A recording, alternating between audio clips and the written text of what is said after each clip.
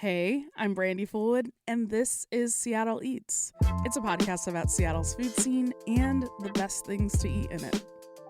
From powdered eggs to buffets with global cuisine to wagyu tagliata, hotel food has the power to make or break a vacation. But if you're a local, which Seattle restaurants are serving food worth checking out? Seattle Times food writer Jackie Varriano has been digging into which Seattle hotels are making worthwhile lunches. The kind that transport you. I walked in immediately, was like, Jeeves, park my car, rent me a room, bring me a martini. The best hotel food in Seattle? Let's get into it.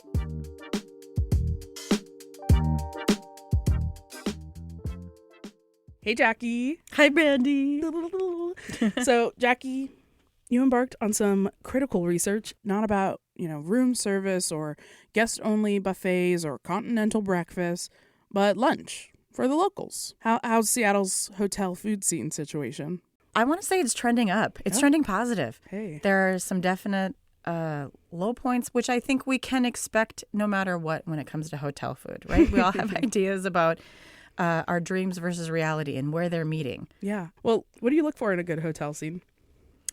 Well, I think the big thing that we worry about when it comes to hotels is how expensive it's going to be. Mm-hmm. Because occasionally a hotel lunch feels $10 more expensive for the same food you're getting in your neighborhood. So I want there to be a good value for what I'm getting. Sure.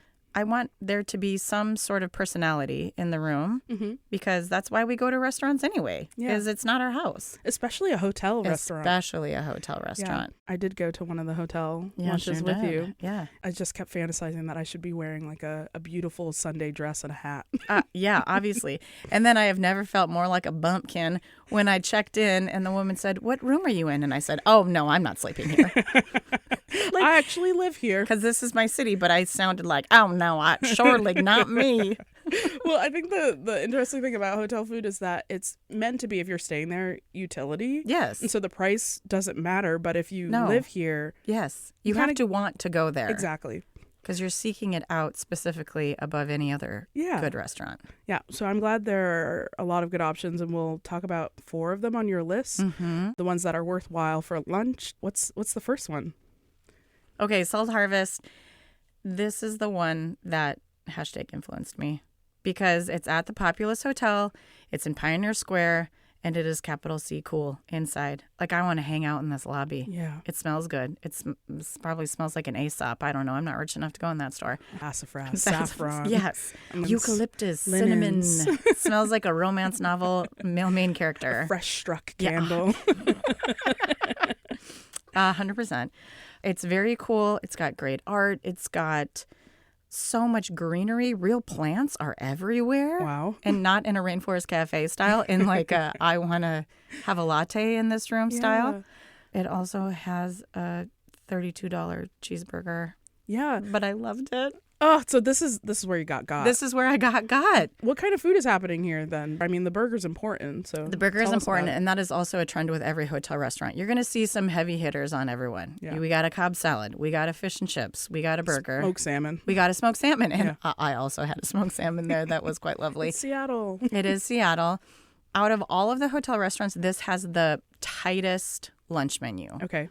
There are 3 sandwiches, a burger, a grilled chicken sandwich, a fish sandwich. There are 2 salads, warm smoked salmon salad with a poached egg, delicious, and a Caesar. And there's a steak and eggs, and that's pretty much it. Yeah. There's not a lot. Will you say more about the Salt Harvest warm smoked salmon salad?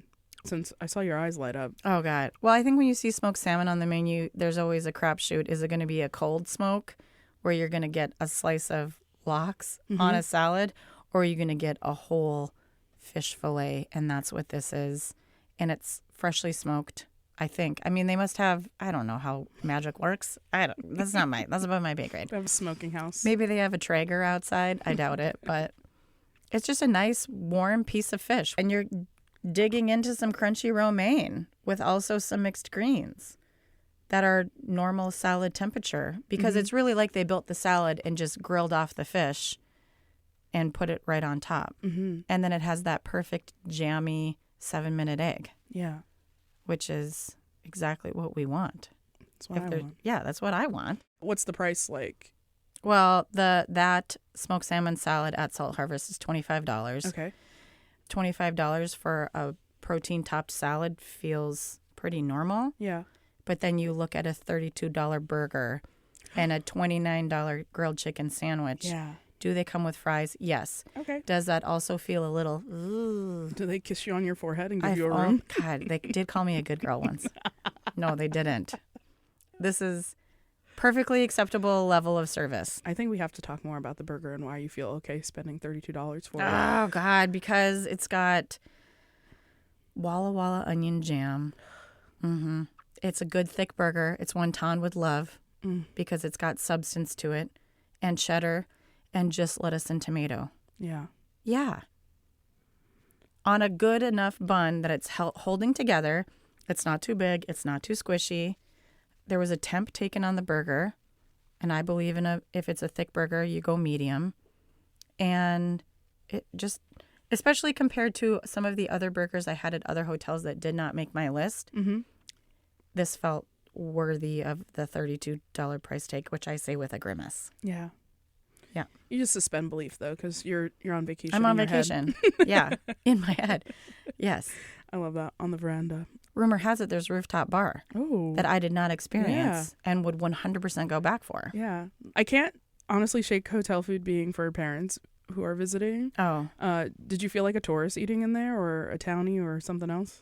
No, because nobody asked me any questions. Okay. Where I feel at other hotels, I got asked, "Ooh, what are you up to today? Yeah. What are you here for?" I like the fact that they didn't remind you were in a hotel. Yeah. This is just a restaurant that happened to be at a hotel. Yeah. There's a difference. Beautiful. All right. Well, number 2, what's your next pick? My next pick would be Heart and the Hunter, which is 2 blocks away from Pike Place Market in downtown. And it's at the Pally Hotel. Capital V vibes, a little bit more manufactured in the sense that you kind of feel like you're in an old diner, but you 100% know you are not in an old diner. Like an old diner in like old Seattle? Yeah. Like really old Seattle? Really old like Seattle. They haven't even built the hills yet. We got Skid Row going on. We got Yesler owning the log industry. I'd get you on an underground tour, girl. I know. You would clean up. But it feels like that level of old Seattle. Yeah, we'll have a lot of exposed wood, kind of whitewashed a little bit to achieve a certain patina that is 100% not original. But it looks good. Yeah. It looks really good. The low counter with the low diner stools. They've got a really, really good lunch deal, Monday through Friday. It's $30. It gets you a butter biscuit, which is very different than a flaky biscuit. Yeah. Tastes very heavily of butter with a light metallic tinge of baking soda that you love. It's really a crumbly, very buttery situation. Yeah. Yeah. And I love that. That was the level of biscuit my mother achieved as a cook. I love those. Yeah. This has got a little jam set with it or something? Yes, but I'm not a jam person. So if it did, I deleted that from my brain immediately. Wow. I'm learning so much about you. Okay, so You're welcome. they've got this $30 set. Comes with $30 set, yes. Beautiful buttery maybe jam if you're into that kind of thing. If you're into that kind of thing, if and you're then weird. What are the other elements in there? Then you get an iced tea. You can upgrade to a boozy iced tea for an additional $5, but it was lunch. Yeah. Why? Gild the lily. A house salad that is just what you think of as a simple house. Mixed greens, radish, shaved carrots, vinaigrette, and any entree. And that could be a chicken pot pie. It could be a croque madame. It could be a burger. It's pretty good. Yeah. Pretty good deal. Which entrees did you get? I got the croque madame, which also comes with a salad. So I just doubled up on salad and added a side of JoJo's because why not? Yeah. Would I not do that? And then my dining companion got the chicken pot pie, but he just got the pot pie straight. Yeah. Yeah. As and opposed to what? As opposed to doing the whole lunch special. Okay. It's glossy looking. Yes. Yeah. And it's not baked in a full Marie Callender style pie. It's more a bowl that has the pastry on top before they bake it. With like 3 coats of egg wash on it. Also superior. Yes. It looks like you could just crack open the shell. Yeah. Just like it was a creme brulee.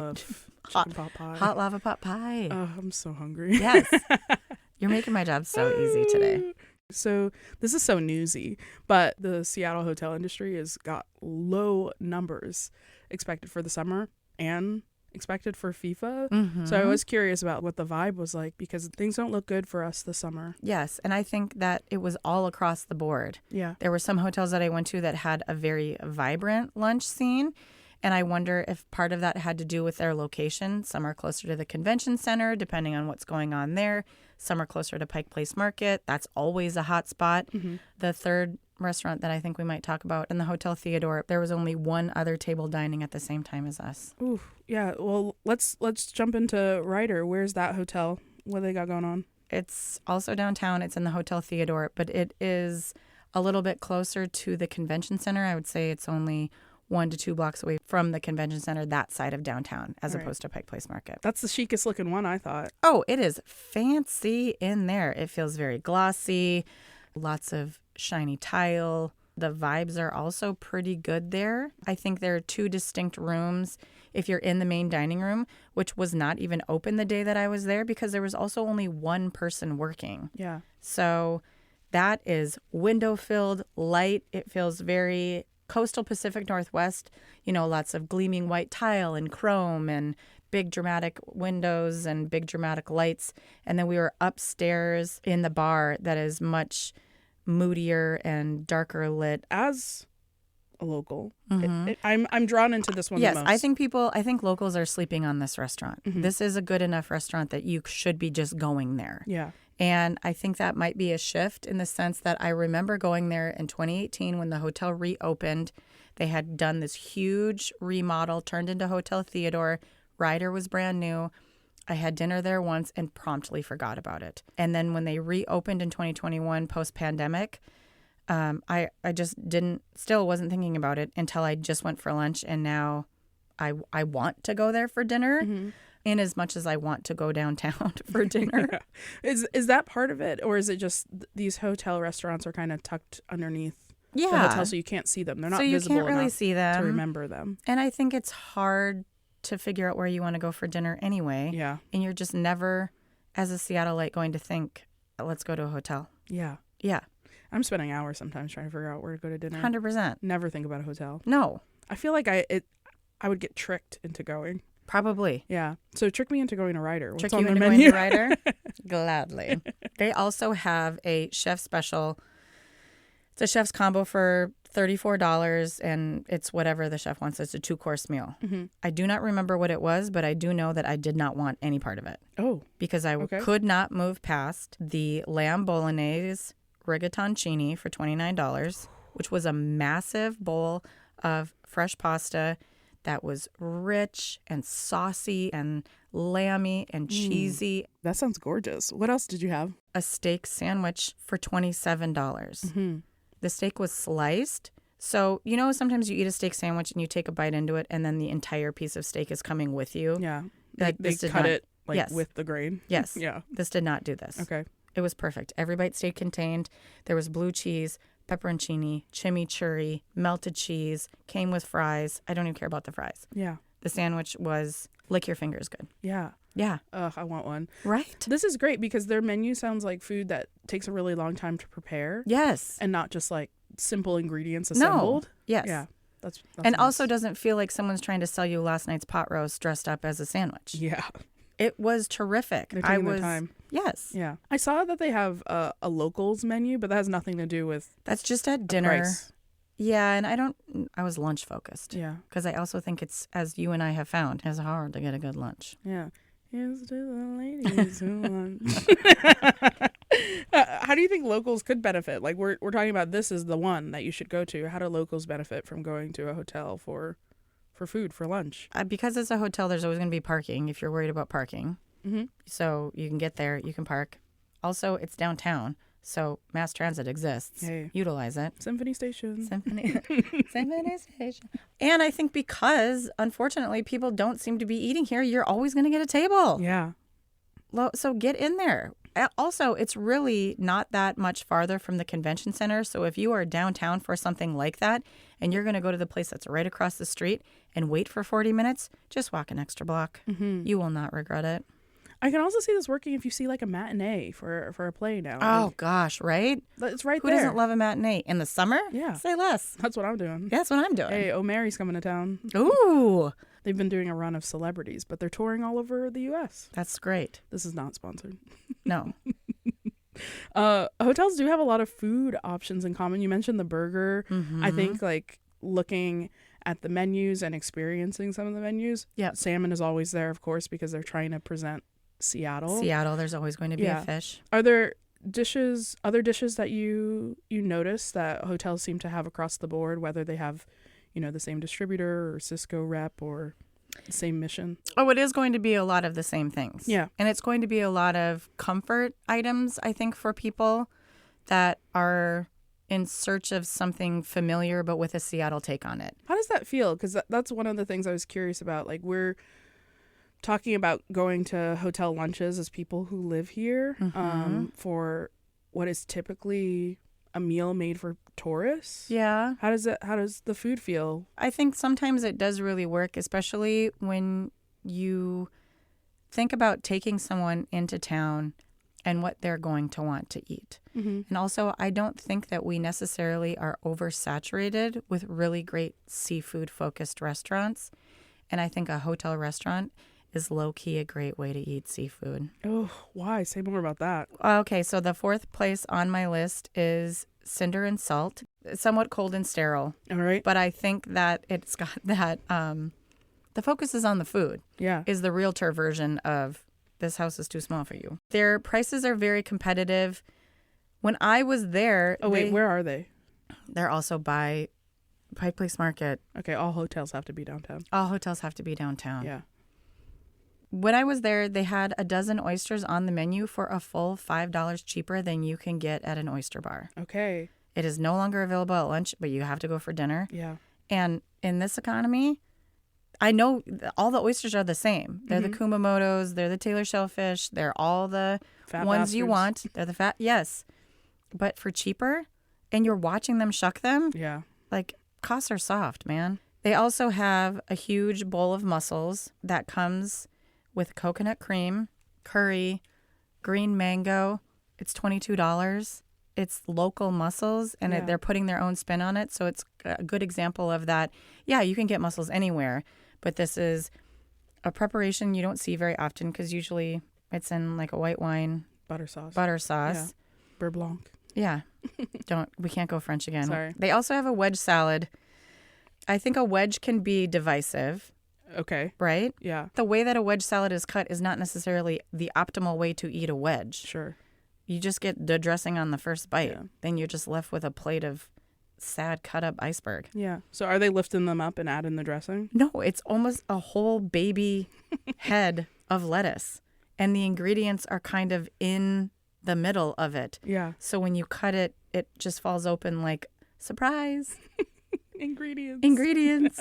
Here's the asparagus and the avocado and the Louis dressing, which is also not canon. They're riffing on wedge salad with crab Louis. And there's a Or is hard-boiled it shrimp egg. Louis? Nope, it's a crab Louis. Yeah. And also, I added Dungeness crab, Ugh. which the salad alone is $22, which for a whole head of iceberg in a hotel feels fine. Mm-hmm. The Dungeness crab was an additional $18. I'm sorry, yes. But I'm pretty sure it was almost an entire crab's worth of meat. All right. It was a pile o' crab. Not mad about it. Yeah. I feel like you kind of have to deliver the goods if you're next to Pike Place Market. Yeah, because people are going to go see those ding-dongs throw that fish, and Yeah. then they're going to say, you know what I want? Fish. I want that. I want that. Yeah. It sounds like you ordered for what they could do well, but also kind of with a vacation mindset. Yeah. It's like you have no room to be disappointed No. on vacation. You have no room to be disappointed. Yeah. And I think that also is probably why we don't think about hotels when we're in our own city. Yeah. We're not in that vacation mindset. I think when you go into that hotel and you're kind of gauging the vibe, part of this that ended up making the list was because they were all surprising. Yeah. You know, Cinder and Salt, I walked into that hotel thinking, okay, We'll see. here's an hour I won't get back. But I left really excited and impressed about what happened. Yeah. Whereas Salt Harvest, I walked in immediately, was like, Jeeves, park my car, rent me a room, bring me a martini. I was vibing, winking at people, I'm on vacation. Yes. This is my city. Yes. Here's to the ladies who want. Does anybody still wear a hat? I wasn't lying when I immediately queued it up and I was like, I'm making this my entire personality now. Jackie Varriano is a food writer at the Seattle Times, and sooner or later, she and I are going to have a fabulous lunch. Thanks for coming back, Jackie. I can't wait. Thanks, Brandi. That is it for today. Seattle Eats is hosted by me, Brandi Fullwood, and you can get in touch with me at seattleeats@kuow.org. But if there's something on your mind, hotel food, other kinds of food in the city, a funny story, a pitch for your go-to spot for soup or something, we have a voicemail box set up for you to call us at 206-543-8510, and we might put your little story on the show. The show is produced by me and edited by Jim Gates. Seattle Eats is a proud member of the NPR network. You can find more and support the show at kuow.org/eats. And all of this information is in the description of the show. If you like the show, though, you should give us a rating. It really helps. All right. See ya.